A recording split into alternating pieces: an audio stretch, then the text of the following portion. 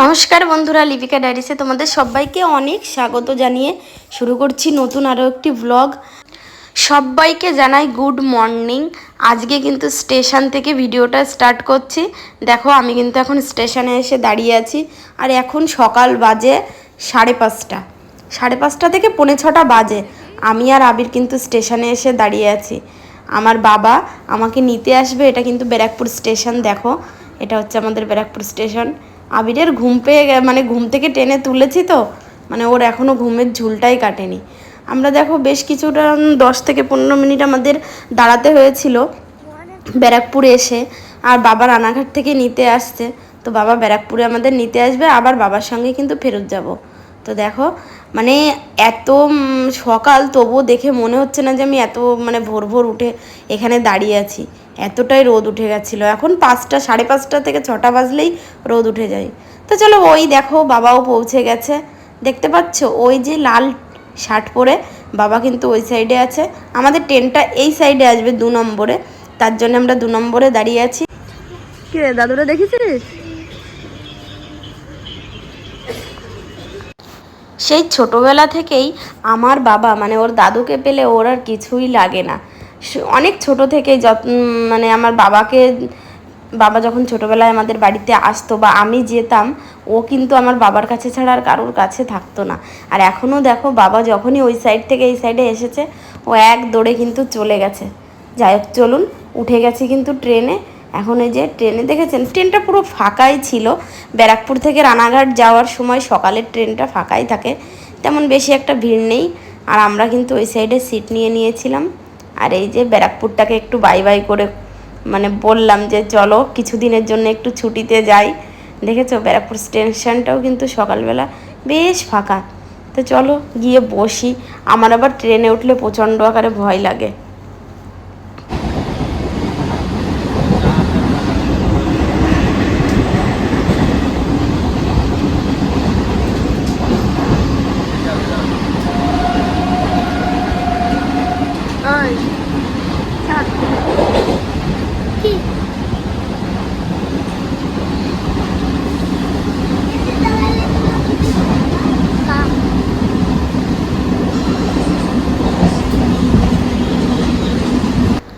আগে ছোটোবেলায় ভাবতাম আমাদের সঙ্গে এই ট্রেনটার সঙ্গে বুঝি সাইডের গাছপালাগুলো এরকম জোরে জোরে ছুটছে, ওরাও বোধহয় আমাদের সঙ্গেই যাচ্ছে। তো যাই হোক, আমার মতন এরকম বোকা বোকা ভাবনাগুলো কাদের ছিল অবশ্যই কমেন্ট করে জানিও। এই দেখো মাঝখানে দাঁড়িয়ে গেল। এই যে এক সাইডে এরকম ফাঁকা রেলের পাতি আছে, আর এক সাইডে কিন্তু কিছুই নেই, ঘন জঙ্গল আর জঙ্গল দেখা যাচ্ছে। আর দেখা যাচ্ছে কিন্তু খুব সুন্দর ফুলের গাছও রেল লাইনের পাশে একদম হয়ে আছে। তারপরে দেখুন এই কাকুটা উঠলো, এই যে সব এই মুড়ি ভাজা টাজা নিয়ে। সকালবেলা কি আর খাবো, ভারী জিনিস বা তেলে ভাজা জিনিস তো তেমন খেতে পারবো না, তো ওই সাদা চাল ভাজাগুলোই নিয়েছিলাম। আবির নিয়েছিল একটা চিড়ে ভাজার প্যাকেট, আর আমি আর বাবা নিয়েছিলাম চাল ভাজা। আমার কিন্তু ট্রেনে উঠে কিচ্ছু ভালো লাগে না, শুধু এই চাল ভাজাটাই একটু খেতে ভালো লাগে। তো আমরা 3 জনে 3 প্যাকেট নিয়েছিলাম।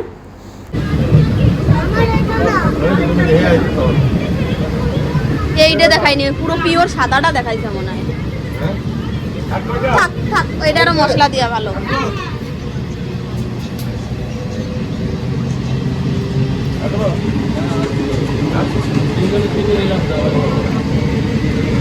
এখন এইটা খাবো, এই যে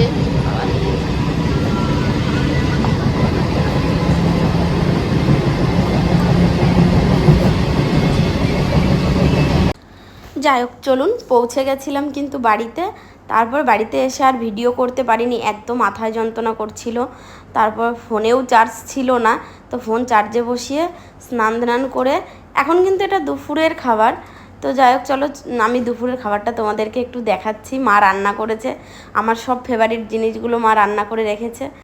ওদিকে আছে কলমি শাক, আর তারপরে আছে পুঁই শাকের ডাঁটা চচ্চড়ি, তারপরে আছে মাছের ঝোল রুই মাছের, আর তারপরে আছে চিকেন কষা। আর আমি কিন্তু খাচ্ছিলাম মাছের তেল দিয়ে। তো এইটা অনেক দিন পর খেলাম। তারপরে বুঝতেই তো পারছো তোমরা সবাই, অনেক দিন পরে মায়ের কাছে গেলে মায়ের সঙ্গে বিকালে বসে কত রকমের কত গল্প থাকে। তো সেটাই হলো, গল্প গুজব করে। যাই হোক চলো, সন্ধ্যাবেলার দিকে দেখো স্নান করে আমি কিন্তু মুখে ফেস মাস্ক লাগিয়ে নিয়েছিলাম। এটা হচ্ছে মামাআর্থের ফেস মাস্ক। বেশ কিছুদিন হয়ে গেছিলো কিনেছিলাম, তো ভাবছিলাম যে কালকে আমার এক জায়গায় যাওয়ার কথা, তো সেখানে যাব, তো সন্ধ্যাবেলাটা লাগাই। তো সন্ধ্যাবেলা দেখো এই যে ফেস মাস্কটা সুন্দর করে লাগিয়ে নিয়েছি। তো চলো আজকের ভিডিওটা বড় করব না, ভিডিওটা এখানেই শেষ করছি। দেখাবে নেক্সট ব্লগে, ততক্ষণের জন্য ভালো থেকো, সুস্থ থেকো, টাটা বাই।